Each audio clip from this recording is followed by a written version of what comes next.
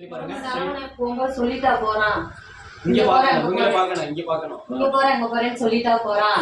Night 1 மணிக்கு வந்து கதை தட்டுவான் அம்மான்னு. ஆம்பளை பையன் தானே விட்டுட்டேன்.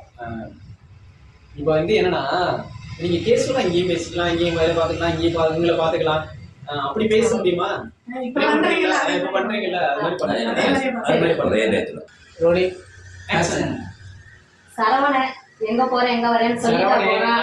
இல்ல சரவணே அப்படின்னு சொல்லிட்டு கொஞ்சம் நிறுத்தக்கூடாது. அது யோசிக்கிற மாதிரி இருக்கு. அப்படி சொல்லுங்க. ரெடி போயிடலாமா? Ready rolling action. சரவணன் எங்க போறேன் எங்க வரேன்னு சொல்லிட்டா போறான். நைட்டு 1 மணிக்கு வந்து கதவை தட்டுவான் அம்மான்னு. ஆம்பளை பையன் தானே விட்டுட்டேன். சூப்பர். இந்த படம் வந்து முதல் பாதி வந்து லைவாக இருக்கும், 2ஆம் பாதி வந்து ஒரு காமிக்ஸ் படக்கதை படிக்கிற மாதிரி தான் இருக்கும். இன்னும் வேறு மாதிரி சொல்லணும்னா அம்புலிமாமாத்தனமாக தான் இருக்கும். அப்படி தான் நாங்கள் ப்ளே பண்ணியிருக்கோம். இதில் வந்து அறிவுரை சொல்கிறதோ இல்லை புரட்சி செய்கிறதோ இல்லை சிம்பாலிக் ஷாட்டோ கருத்து சொல்கிறதோ எதுவுமே இருக்காது. அது அதன் போக்கில் போயிட்டே இருக்கும். அப்படி தான் நாங்கள் ப்ளே பண்ணியிருக்கோம். இப்போ இந்த படத்தில் நமக்கு ஒரு பெரிய ப்ளஸ் என்னென்னா, இது ஒரே நாளில் நடக்கிற கதை. காலையில் 6:30க்கு ஆரம்பிச்சிச்சுன்னா சாயந்தரம் 6:30க்கெலாம் அந்த கதை முடிஞ்சிடும். ஒரு நாள் சம்பவம் இது. அப்படிங்கிறதுனால இந்த காஸ்டியூம் கண்டினியூட்டி பார்க்க வேண்டிய அவசியம் இல்லை. ஏன்னா எல்லாருக்கும் ஒரே காஸ்டியூம் தான் படம் ஃபுல்லாக. என்னென்னா எல்லா வேலையும் நாம் இழுத்து போட்டு பார்க்க வேண்டிய ஒரு சூழல் இங்கே இருக்குது. ஆனால் சினிமா பண்ணும்போது இதெல்லாம் ரொம்ப ஈஸியாகிடும். கிட்டத்தட்ட எல்லாருக்கும் ஆர்ட் டிபார்ட்மெண்ட்லேருந்து மேக்கப் மேனு அப்படிங்கிற மாதிரி கிட்டத்தட்ட 36-37 டிபார்ட்மெண்ட் இருக்குது. சரவணன் இந்த இடத்துக்கு போகிறேன்னு சொல்லிட்டா போகிறேன், திடீர்னு நைட்டு 1 மணிக்கு வந்து கதவை தட்டுவேன் அம்மான்னு. ஆம்பளை பையன் தானே, இப்போ உள்ள பசங்க அப்படி தானே இருக்கேன். போகும்போது சொல்லிட்டா போறான். திடீர்னு நைட்டு 1 மணிக்கு வந்து கதவை அம்மான்னு கதவை தட்டுவான். ஆம்பளை பையன் தானே விட்டுட்டேன். நான் ஏதாவது ஒன்று மிஸ் ஆச்சுன்னா நான் சொன்னேன்னா அதை மட்டும் காதில் வாங்கிட்டு, நான் சொல்லும்போது என்னை பார்க்காம அதை மட்டும் காதில் வாங்கிட்டு அடுத்து அப்படியே போயிட்டீங்கன்னா அதுதான் ப்ராம்ப்டிங். தெரியுமில்ல உங்களுக்கு? Rolling action. ஆக்ஷனுக்கு முன்னாடியே எடுத்துடுறீங்க, பரவாயில்ல. இனிமேல் ஃபாலோ பண்ணிக்கங்க.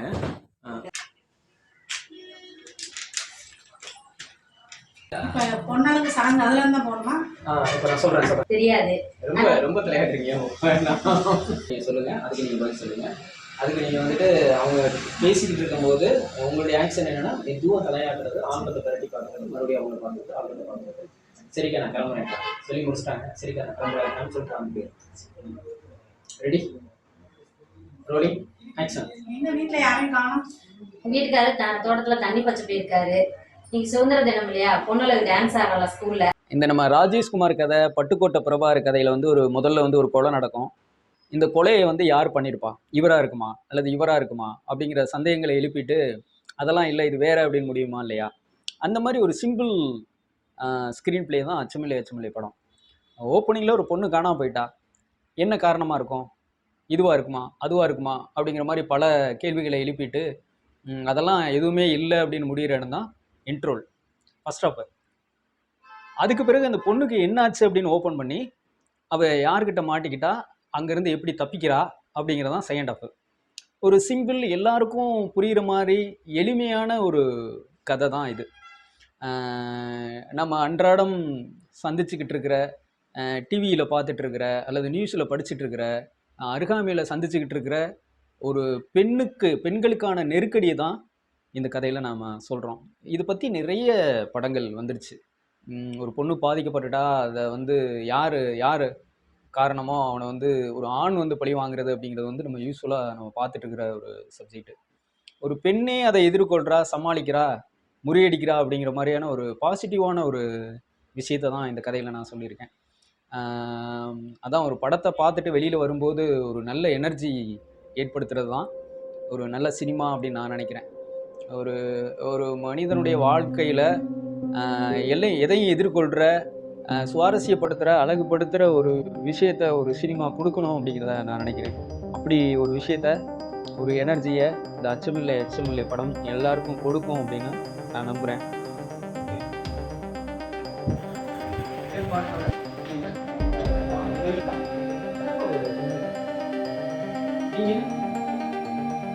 ஆச்சரியம்.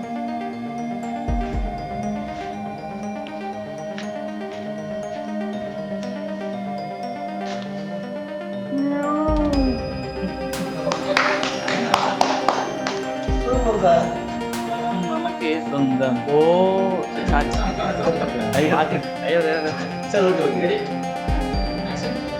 ஆசவுலகம் நமக்கே சொந்தம். தையடா தையடா தையடா தையடா தையடா தையடா தையடா தையடா. ஓ இப்ப வேண்டாம் ஆக்சன்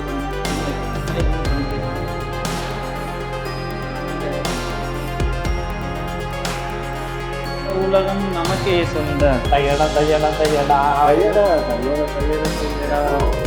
ஓ எல்லாம் போடுங்க. தையட தையடோட முற்றுறேன். நான் ஓ சொல்லும்போது தான் தாண்டான்.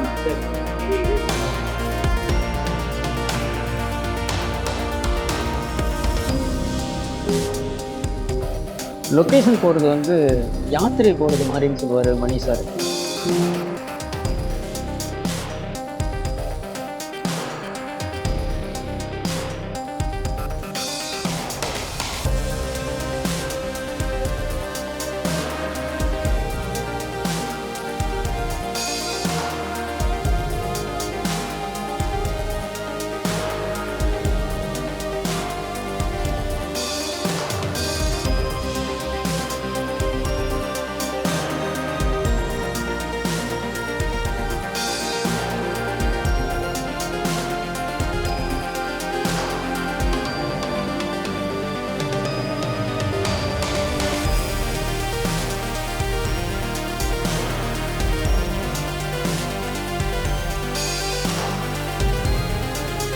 அது மாதிரி நாங்கள் டூ வீலரில் நிறைய இடங்களுக்கு பயணப்பட்டோம்.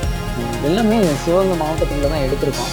அதே மாதிரி ஒரு காட்சியை வந்து எடுக்கிறதுக்கு முன்னாடி அது என்ன ஷாட் வைக்க போகிறோம் அப்படிங்கிறதெல்லாம் வந்து முன்னக்கூட்டியே முடிவு பண்ணிட முடியாது. ஒரு ஐடியா இருக்கும், ஆனால் அந்த லொக்கேஷன் தான் அந்த ஷாட்ஸ்லாம் வந்து தீர்மானிக்கும். ஏன்னா ஒரு கேமராமேனுக்கு வந்து ஒரு காட்சியை பார்க்கும்போது எந்த இடத்துல நின்று அந்த காட்சியை பார்த்தா அழகாக இருக்கும், அந்த ஃப்ரேமுக்குள்ளே எதை கொண்டு வந்தால் அழகாக இருக்குங்கிறது வந்து ஒரு அழகியல் சார்ந்த விஷயம், ஒரு மனசு சார்ந்த விஷயம்.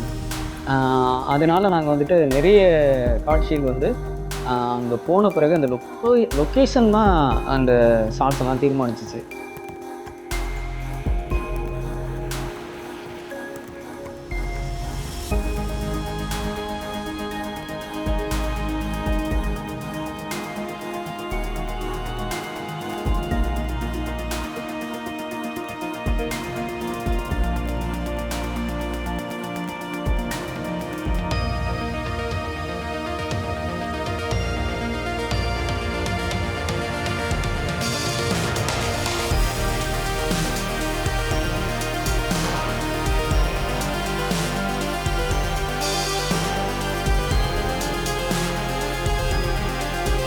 படப்பிடிப்பு முடிந்த ஒவ்வொரு நாளும் எனக்கு ஒரு மன உளைச்சலாக இருக்கும். என்ன நினச்சோம், என்ன எடுத்துகிட்டு வந்திருக்கோம், சரியாக தான் போயிட்டுருக்கா அப்படிங்கிற மாதிரியான கேள்விகள் எனக்குள்ளே வந்துக்கிட்டே இருக்கும். அப்புறம் இந்த ஒட்டுமொத்த 3 மாத காலத்தையும் நம்ம அனலைஸ் பண்ணி பார்க்கும்போது, எத்தனை ஆர்டிஸ்ட்டு, எத்தனை லொக்கேஷன், எடிட் பண்ணி பார்க்கும்போது இது ஒரு அழகாகவே நம்ம நினச்சதை கொண்டு வந்துட்டோம், நாம் நினச்சதை காட்டிலும் அமைஞ்சது தான் அதிகம் அப்படின்னு என்னால் உணர முடியுது. இதுக்கெல்லாம் காரணம் என்னை முழுமையாக அறிந்த, என்னை செலுத்தி கொண்டிருக்கிற இந்த பிரபஞ்ச சக்தி அப்படின்னு தான் நான் உணர்றேன். ஏய் வா வா